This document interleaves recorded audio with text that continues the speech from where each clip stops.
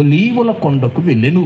మన వ్యక్తిగత జీవితాలలో ప్రార్థనా సమయము అనేది చాలా ప్రాముఖ్యమైన సమయం. ఒక సమయాన్ని మనము కేటాయించుకోవాలి. దేవునికి సముఖానికి వెళ్ళి మనము ప్రార్థించే అనుభవాన్ని సంపాదించుకున్నప్పుడు మనము పాపము చేయటానికి అవకాశం ఉండదు. మనము లోకేచ్ఛల మీద మనము విజయం పొందుకుంటామని దేవుని యొక్క వాక్యాన్ని బట్టి నేను తెలియచేస్తూ ఉన్నాను. యేసు ఒలీవల కొండకు వెళ్ళెను అని అంటూనే అది ఆయనకు వాడుక అని మనం చూస్తున్నాము. 8వ వచనానికి వస్తే, తెల్లవారగానే యేసు తిరిగి దేవాలయములోనికి రాగా అని ఉంది. యేసయ్య ఎలాగో కాలము గడుపుతూ ఉండేవారు అని అంటే, ప్రియులారా, మనం చూస్తూ ఉంటాము కదా, యేసయ్య ఎలాగో కాలం గడుపుతూ ఉండేవారు. రాత్రంతా కూడా ఒలీవల కొండను ఆయన ఉండేవారు. ఉదయకాలం అయ్యేటప్పటికి దేవాలయానికి వచ్చేవారు. అలాగూ తమ యొక్క కాలాన్ని యేసయ్య తన కాలాన్ని గడుపుతున్నట్టుగా చూస్తాం. లూకా సువార్త 21వ అధ్యాయము 37వ వచనంలో యేసయ్య ఎలాగో కాలము గడుపుతున్నారు. ఆయన ప్రతిదినము పగటియందు ఏమో దేవాలయములో బోధించుచు, రాత్రి వేళ ఒలీవల కొండకి వెళ్ళుచు కాలము గడుపుచుండెను. ప్రజలందరూ ఆయన మాట వినుటకు దేవాలయములో ఆయన యొద్దకు పెందల కడ వచ్చుచుండిరి. అమ్మా, ఈ ఒక్క ప్రశ్న వేసుకునండి. మనం కాలం ఎలా గడుపుతున్నాం?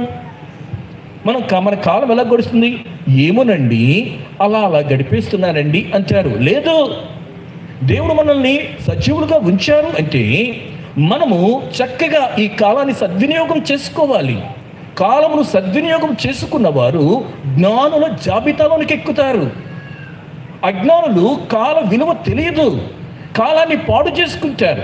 నా యేసయ్య యొక్క అడుగు జాడలలో మనం నడిస్తే ఆయన పరిశుద్ధుడై ఉన్నలాగున మనమును పరిశుద్ధులం అవుతాం. ఒకటి, ఒలీవల కొండకు వెళ్ళాలి. రెండవది, ఉదయం అయ్యేటప్పటికి ఆయన ఎక్కడికి వచ్చారు? దేవాలయంలోనికి తిరిగి రాగా అని ఉంది.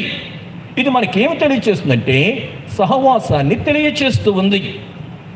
ఒక చక్కని సహవాసాన్ని మనం ఎన్నుకోవాలి, ఎంపిక చేసుకోవాలి. మనము ఆత్మీయంగా వృద్ధి చెందాలి అంటే, ఆత్మీయంగా ఆశీర్వదింపబడాలంటే మనము మంచి సహవాసాన్ని ఎన్నుకోవాలని తెలియచేస్తూ ఉన్నాను. దుష్ట సాంగత్యం అండి మంచి నడవడిని చెరుపుతూ ఉంటుంది. కాబట్టి నువ్వు ఎవరితో సహవాసం చేస్తున్నావో ఆలోచన చేయాలి. ఏ ప్రార్థనా గుంపులో ఉన్నావో ఆలోచన చేయాలి. మనము మన యొక్క సంఘములో ఉంటున్నప్పుడు, సంఘంలో ఉంటున్న ఒక చక్కని ప్రార్థనా గుంపుతో, సాక్ష్యం ఇచ్చేవారితో మనము స్నేహం చేస్తున్నప్పుడు, సహవాసం చేస్తూ ఉన్నప్పుడు మనం వృద్ధి చెందడానికి అవకాశం ఉందని తెలియచేస్తూ ఉన్నాను. కొన్ని సందర్భాలలో నుండి మనము బలహీనులము కాబట్టి ఆత్మీయ కొన్ని సందర్భాల్లో దిగజారిపోవడానికి అవకాశం ఉంటుంది. అలాంటి సమయంలో ఇతరులు మనల్ని ప్రోత్సహించేటట్టుగా ఒక చక్కని సంఘానికి మనము అంటుకట్టబడి చక్కని నాయకత్వం కింద ఉంటూ మనము ఆశీర్వదింపబడాలని దేవుని యొక్క వాక్యాన్ని బట్టి నేను తెలియచేస్తూ ఉన్నాను. దేవునికి స్తోత్రం చెల్లించండి. మొదటి విషయము ఒలీవల కొండ. రెండవ విషయానికి వచ్చేటప్పటికి ఇక్కడ ఏమని చూస్తూ ఉన్నాము? ఆయన దేవాలయములోనికి రాగా. ఇది సహవాసాన్ని తెలియచేస్తూ ఉన్నది. మూడవ విషయంకి వచ్చేటప్పటికి ప్రజలందరూ ఆయన యొద్దకు వచ్చిరి గనుక ఆయన కూర్చుండి వారికి బోధించుచుండెను అని ఉంది. ఈ మూడు విషయాలు, ఒకటి ఒలీవల కొండ అనుభవం, రెండవది దేవాలయమునకు అంటుకట్టబడి ఉండటం, వాక్యాన్ని ధ్యానము చేయటం, బోధించటం. మన వ్యక్తిగత జీవితాలలో వాక్యానికి మనం ఎటువంటి స్థానం ఇస్తున్నామో ఆలోచన చేయాలి.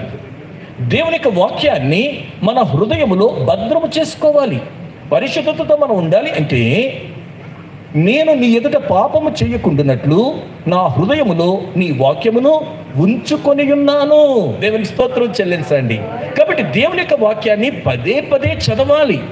దేవుని యొక్క వాక్యాన్ని మన హృదయములో భద్రము చేసుకోవాలి. మరొక సందర్భాన్ని మీకు జ్ఞాపకం చేస్తూ ఉన్నాను. దేవుని యొక్క వాక్యము మనము పాపము చేయకుండా ఆపుతూ ఉంటుంది. యవ్వనులు దేని చేత తమ నడతను శుద్ధిపరచుకుందరు? నీ వాక్యమును బట్టి దానిని జాగ్రత్తగా చేతనే కదా అని చూస్తున్నాం. 110వ కీర్తనలో వాక్యం యొక్క విశిష్టత అంతా కూడా మనకి కనపడుతూ ఉంటుంది.